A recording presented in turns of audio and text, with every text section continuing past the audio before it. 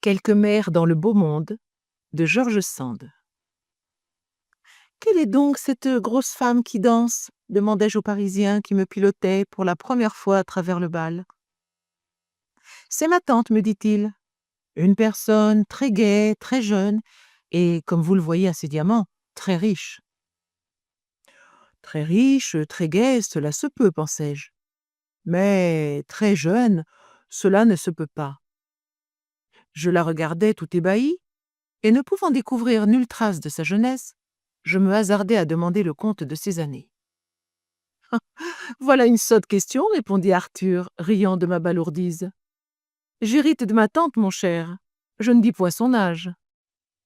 Et voyant que je ne comprenais pas, il ajouta. Je n'ai pas envie d'être déshéritée. Mais venez que je vous présente à ma mère. Elle a été très liée autrefois avec la vôtre. Elle aura du plaisir à vous voir. Je suivis Arthur, et auprès d'un buisson de camélias, nous trouvâmes deux jeunes personnes assises au milieu d'un groupe de papillons mâles, plus ou moins légers.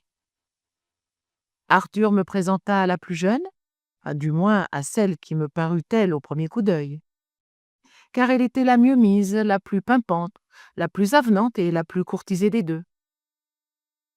J'étais encore étourdi par les lumières et la musique, par mon début dans le monde de la capitale, par la crainte d'y paraître gauche et provinciale. Et précisément, je l'étais à faire plaisir, car je n'entendis pas le compliment de présentation qu'Arthur débita en me poussant par les épaules vers cette dame éblouissante. Et il me fallut bien 5 minutes pour me remettre du regard à la fois provoquant et railleur que ses beaux yeux noirs attachèrent sur moi. Elle me parlait, elle me questionnait, et je répondais à tort et à travers, ne pouvant surmonter mon trouble. Enfin, je parvins à comprendre qu'elle me demandait si je ne dansais point. Et comme je m'en défendais, « Il danse tout comme un autre, dit Arthur, mais il n'ose pas encore se lancer. » Bah, il n'est que le premier pas qui coûte, riposta la dame. Il faut vaincre cette timidité. Je gage que vous n'osez engager personne. Eh bien, je veux vous tirer de cet embarras et vous jeter dans la mêlée. Allez, venez vasser avec moi. Donnez-moi le bras. Non, pas comme cela. Passez votre bras ainsi autour de moi. Sans roideur. Mais ne chiffonnez pas mes dentelles. Voilà, c'est bien. Vous vous formerez. Attendez la ritournelle. Suivez mes mouvements. Voici. Allez, partons. Et elle m'emporta dans le tourbillon, légère comme une sylphide, hardie comme un fantassin, solide au milieu des heures de la danse, comme une citadelle sous le canon. Je sautillais et tournais d'abord comme dans un rêve. Toute ma préoccupation était de ne point tomber avec ma danseuse, de ne pas la chiffonner, de ne pas manquer la mesure. Peu à peu, voyant que je m'en tirais aussi bien qu'un autre, c'est-à-dire que ces Parisiens valsaient tout aussi mal que moi, je me tranquillisais et je pris de l'aplomb. J'en vins à regarder celle que je tenais dans mes bras et à m'apercevoir que cette brillante poupée, un peu serrée dans son corsage, un peu essoufflée, en laidissait à vue d'œil à chaque tour de valse. Son début avait été brillant, mais elle ne soutenait pas la fatigue. Ses yeux se creusaient, son teint se marbrait, et, puisqu'il faut le dire, elle me paraissait de moins en moins jeune et légère. J'eus quelque peine à la ramener à sa place, et quand je voulus lui adresser des paroles agréables pour la remercier de m'avoir déniaisé à la danse, je ne trouvai que des épithètes si gauches et si froidement respectueuses qu'elle parut ne pas les entendre. « Ah ça, dis-je à mon ami Arthur, quelle est donc cette dame que je viens de faire valser ? » Ah, belle demande. As-tu perdu l'esprit ? Je viens de te présenter à elle. Mais cela ne m'apprend rien. Eh, distrait que vous êtes, mais c'est ma mère, répond-il impatienté. Ta mère ? Répétai-je consterné de ma sottise. Pardon, j'ai cru que c'était ta sœur. Charmant. Il a pris alors ma sœur pour ma mère. Mon cher, n'allez pas, en vous trompant ainsi, débiter aux jeunes personnes le compliment de Thomas Diaphorus. Ta mère, repris-je sans faire attention à ses moqueries. Elle danse bien, mais quel âge a-t-elle donc ? Ah, encore, mais c'en est trop. Vous vous ferez chasser de partout si vous vous obstinez ainsi à savoir l'âge des femmes. Mais ceci est un compliment naïf dont madame votre mère ne devrait pas me savoir mauvais gré. À sa parure, à sa taille, à son entrain, je l'ai prise pour une jeune personne, et je ne puis me persuader qu'elle soit d'âge à être votre mère. Allons, dit Arthur en riant, ces provinciaux si simples ont le don de se faire pardonner. Ne soyez pourtant pas trop galant avec ma mère, je vous le conseille. Elle est fort railleuse, et d'ailleurs, il serait du plus mauvais goût, au fond, de venir s'émerveiller de ce qu'une mère danse encore. Tenez, voyez, est-ce que toutes les mères ne dansent pas? Mais c'est de leur âge. Les femmes se marient donc bien jeunes ici pour avoir de si grands enfants. Mais pas plus qu'ailleurs. Mais abandonne donc cette idée fixe, mon garçon, et sache qu'après tant ans, les femmes de Paris n'ont pas d'âge, par la raison qu'elles ne vieillissent plus. C'est la dernière des grossièretés que de s'enquérir, comme tu fais, du chiffre de leurs années. Si je te disais que je ne sais pas l'âge de ma mère, eh bien, je ne te croirais pas. Et pourtant, je l'ignore. Je suis un fils trop bien né et un garçon trop bien élevé pour lui avoir jamais fait une pareille question. Je marchais de surprise en surprise. Je me reprochais de la sœur d'Arthur, et je persistais à trouver qu'au premier abord, elle paraissait moins jeune que sa mère. C'était une fille d'environ 25 ans qu'on avait oublié de marier et qui en était maussade. Elle était mal mise, soit qu'elle manquât de goût, soit qu'on ne fit pas pour sa toilette les dépenses nécessaires. Dans les deux cas, sa mère avait un tort grave envers elle, celui de ne pas chercher à la faire valoir. Elle n'était pas coquette, peut-être par esprit de réaction contre l'air évaporé de sa mère. On ne s'occupait guère d'elle, on la faisait peu danser. Sa tante, la grosse tante dont Arthur prétendait hériter, et qui dansait avec une sorte de rage, venait de temps en temps lui servir de chaperon lorsque la mère dansait, et, impatiente d'en faire autant, lui amenait quelques recrues auxquelles cette politesse était imposée. Je fus bientôt désigné pour remplir cette fonction. Je m'en acquittais avec une résignation plus volontaire que les autres. Oh, cette fille n'était point laide, elle n'était que gauche et froide. Cependant, elle s'enhardit et s'anima un peu avec moi. Elle en vint à me dire que le monde l'ennuyait, que le bal était son supplice. Je compris qu'elle y venait malgré elle pour accompagner sa mère, et que le rôle de mère, c'était elle qui le remplissait auprès de l'auteur de ses jours. Elle était condamnée à servir de prétexte.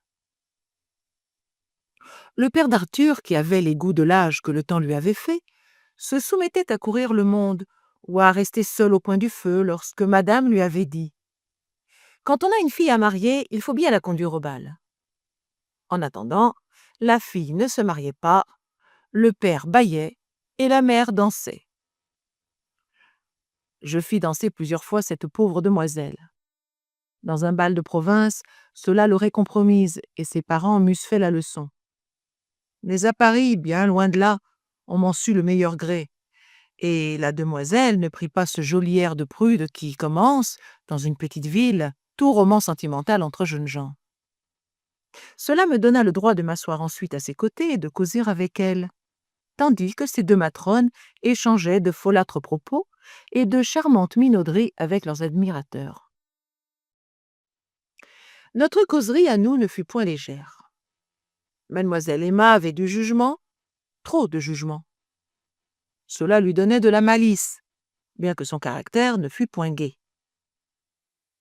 Ma simplicité lui inspirait de la confiance. Elle en vint donc à m'instruire de ce qui faisait le sujet de mon étonnement depuis le commencement du bal. Et sans que je hasardasse beaucoup de questions, elle fut pour moi un Cicérone plus complaisant que son frère. « Vous êtes émerveillé de voir ma grosse tante se trémousser si joyeusement, me disait-elle. Ce n'est rien, elle n'a que 45 ans, c'est une jeune personne. Son embonpoint la désole parce qu'il l'a vieillie. Ma mère est bien mieux conservée, n'est-ce pas? Pourtant, j'ai une sœur aînée qui a des enfants, et maman est grand-mère depuis quelques années. Je ne sais pas son âge au juste. Mais en la supposant mariée très jeune, je suis assurée qu'elle a tout au moins 50 ans. Mais c'est merveilleux, m'écriai-je. Ah, mon Dieu! Quand je compare ma pauvre mère avec ses grands bonnets, ses grands souliers, ses grandes aiguilles à tricoter, ses lunettes, à la quantité de dames du même âge que je vois ici, en manches courtes, en souliers de satin, avec des fleurs dans les cheveux et des jeunes gens au bras, je crois faire un rêve. C'est peut-être un cauchemar, reprit la méchante Emma. Ma mère a été si prodigieusement belle qu'elle semble avoir conservé le droit de le paraître toujours. Mais ma tante est moins excusable de se décolleter à ce point et de livrer à tous les regards le douloureux spectacle de son obésité. Je me retournai involontairement et me trouvai effleurant à mon insu 2 omoplates si rebondies qu'il me fallut regarder le chignon fleuri de la tante pour me convaincre que je la voyais de dos. Ce luxe de santé me causa une réelle épouvante, et mademoiselle Emma s'aperçut de ma pâleur. « Ceci n'est rien, me dit-elle en souriant. » Et le plaisir de la moquerie donna un instant à son regard le feu que l'amour ne lui avait jamais communiqué. « Regardez devant vous. Comptez les jeunes filles et les jolies femmes.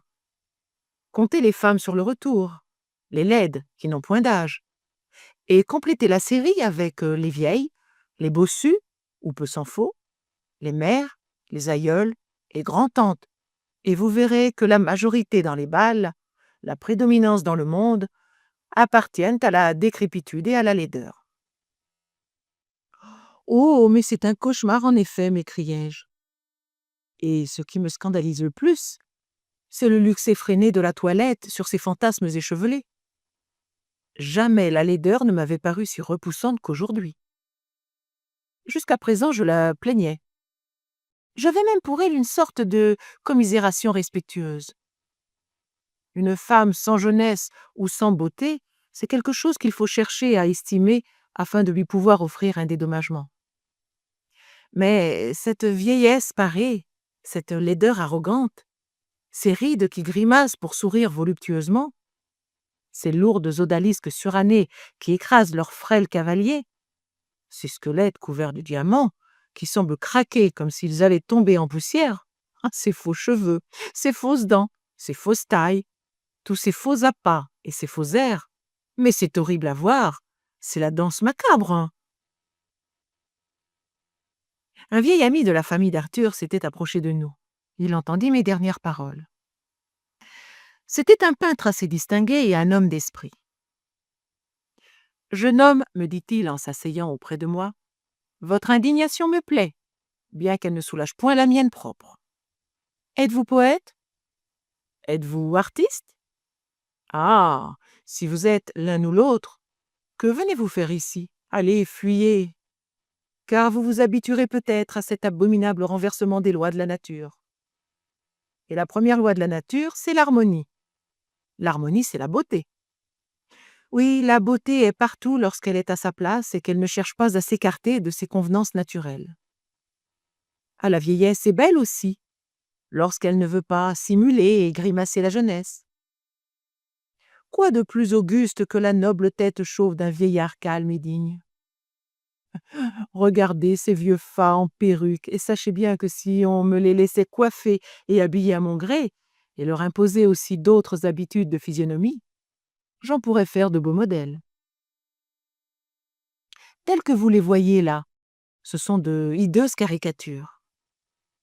Hélas, où donc s'est réfugié le goût, la pure notion des règles premières, et, faut-il dire, même le simple bon sens? Je ne parle pas seulement des costumes de notre époque. Oh, celui des hommes est ce qu'il y a de plus triste, de plus ridicule, de plus disgracieux et de plus incommode au monde. Ce noir, c'est un signe de deuil qui serre le cœur. Le costume des femmes est heureux et pourrait être beau dans ce moment-ci. Mais peu de femmes ont le don de savoir ce qui leur sied. Voyez ici, vous en compterez à peine 3 sur 40 qui soient ajustés convenablement et qui sachent tirer parti de ce que la mode leur permet. Le goût du riche remplace le goût du beau chez la plupart. C'est comme dans tous les arts, comme dans tous les systèmes d'ornementation.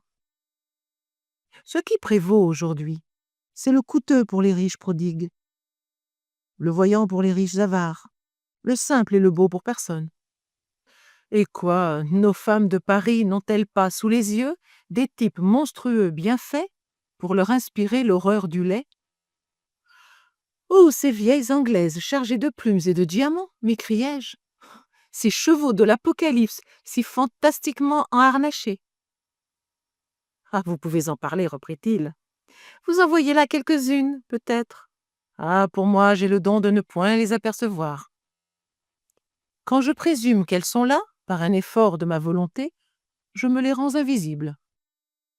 En vérité, dit mademoiselle Emma en riant. Oh, pourtant, il est impossible que vous n'aperceviez point la colossale lady. La voilà qui vous marche sur les pieds. Et si vous ne la voyez pas, vous pouvez sentir du moins le poids de cette gigantesque personne.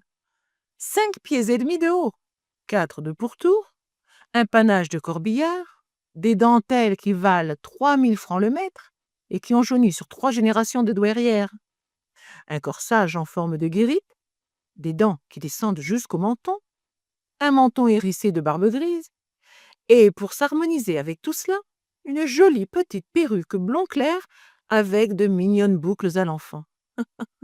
Regardez donc, c'est la perle des 3 royaumes.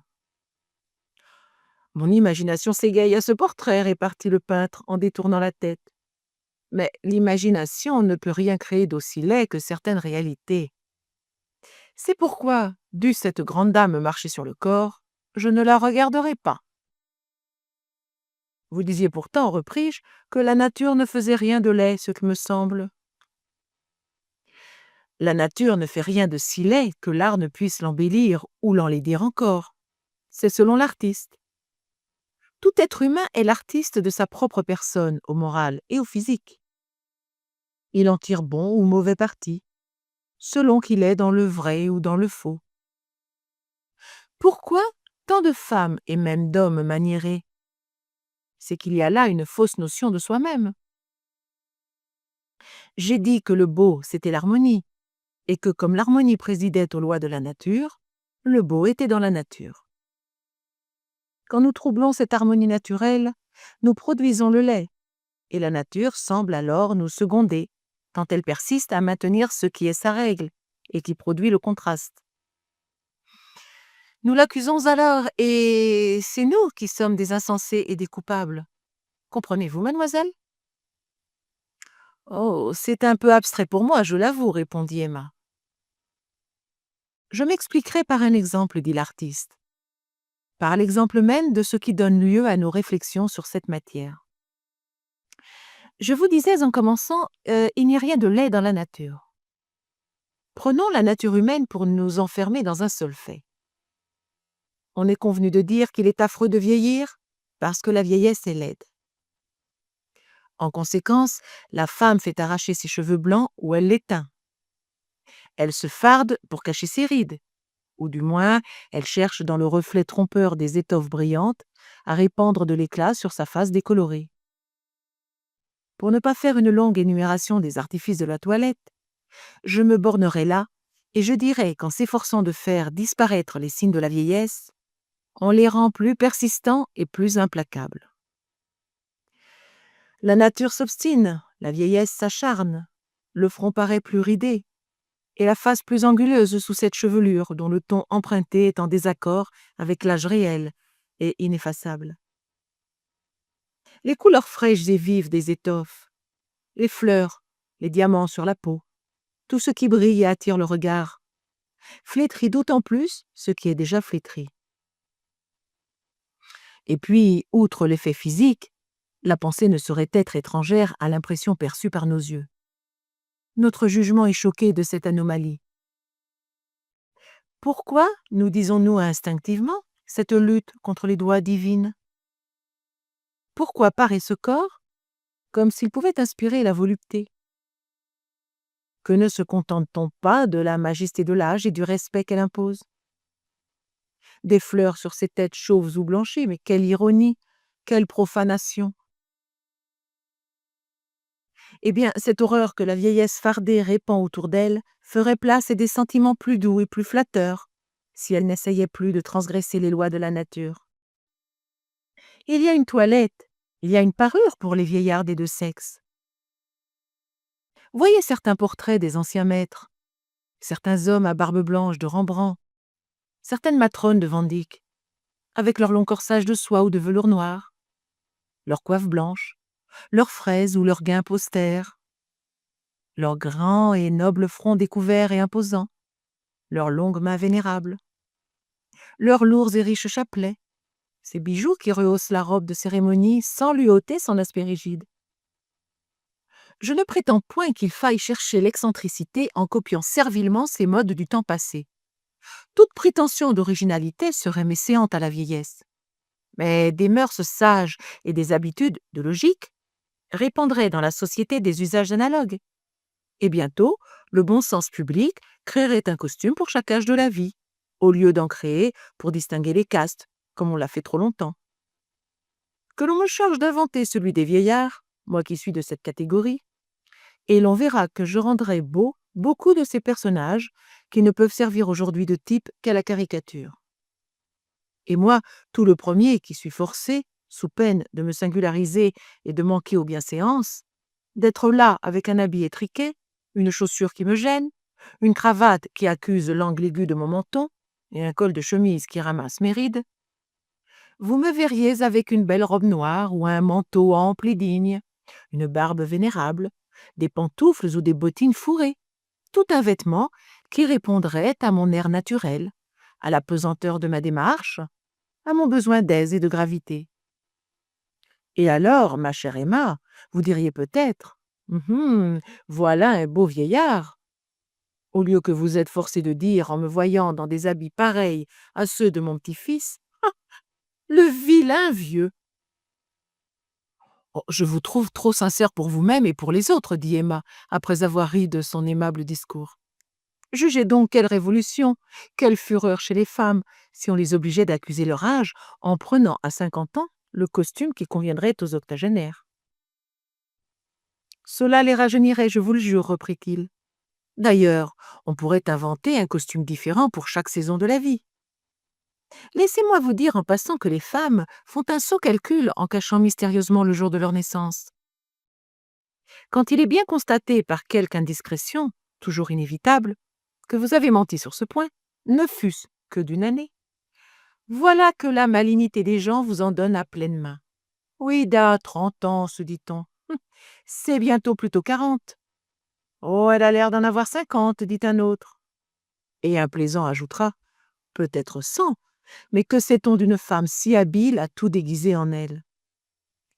Il me semble que si j'étais femme, je serais plus flattée de paraître très bien conservée à 40 ans que très flétrie à 30. Ah, je sais bien que quand j'entends dire d'une femme qu'elle n'avoue plus son âge, je la suppose tout d'abord vieille, et très vieille. En cela, je pense comme vous, dis-je à mon tour. Mais reparlez-nous de vos costumes. Vous ne changeriez pas celui que portent aujourd'hui les jeunes personnes? Oh, je vous demande bien pardon, reprit-il. Je le trouve beaucoup trop simple.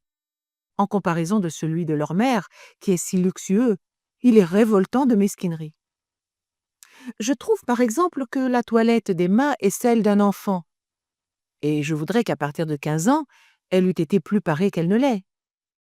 Est-ce qu'on veut déjà la rajeunir? Elle n'en a pas besoin. C'est l'usage, dit-on, c'est de bon goût. La simplicité sied à la pudeur du jeune âge. Oh, bon, je le veux bien. Mais ne sied-elle donc pas aussi à la dignité maternelle? Puis l'on dit aux jeunes personnes pour les consoler. Nous avons besoin d'art, nous autres, et vous, vous êtes assez parés par vos grâces naturelles. Ah, étrange exemple, étrange profession de pudeur et de morale. Et quel contresens pour les yeux de l'artiste. Voici une matrone resplendissante d'atour, et sa fille, belle et charmante, en habit de première communion, presque en costume de nonne.